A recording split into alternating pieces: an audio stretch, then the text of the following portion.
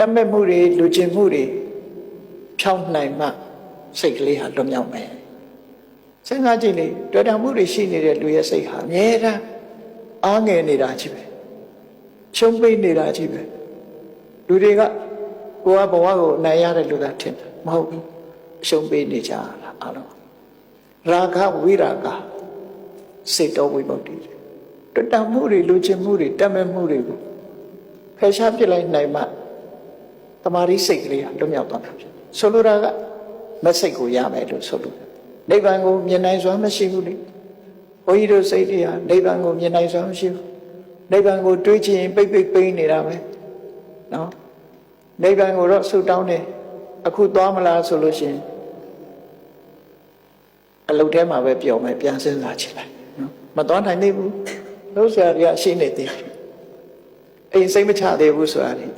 အဲ့ကြရင်ပေါ်လာလိမ့်မယ်ရာခဆိုတာတွေ့တာမှုတွေပေါ်လာတယ်လေ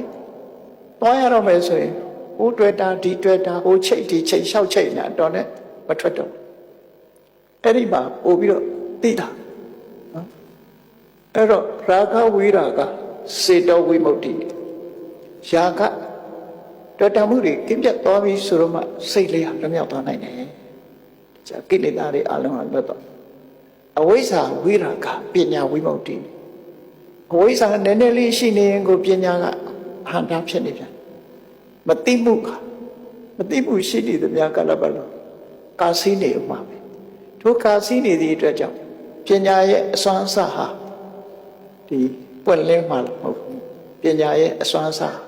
တောက်ပလာခြင်းမရှိဘူးလို့ပညာဟာတကယ်ကိုအပြည့်အဝတိုးတက်လာတာတော့အဝိဇ္ဇာကင်းသွားမှာပဲလို့ဆိုလို့အဲ့ဒီနှစ်ခုဒီလိုရာဂပြောက်ဖို့သမထချင်းစဉ်ကိုကျင့်ရမယ်အဝိဇ္ဇာပြောက်ဖို့အတွက်သမထဝိပဿနာချင်းစဉ်ကိုကျင့်ရမယ်ရာဂကိုဖယ်နိုင်ဖို့အတွက်သမာဓိချင်းစဉ်ကိုကျင့်တယ်အဝိဇ္ဇာကိုဖယ်ရှားနိုင်ဖို့အတွက်ဝိပဿနာချင်းစဉ်ကိုကျင့်အဝိဇ္ဇာနဲ့ရာဂသို့မဟုတ်အဝိဇ္ဇာနဲ့တဏှာဟာကိလေသာတွေရဲ့ခေါင်းပဲဖြစ်တယ်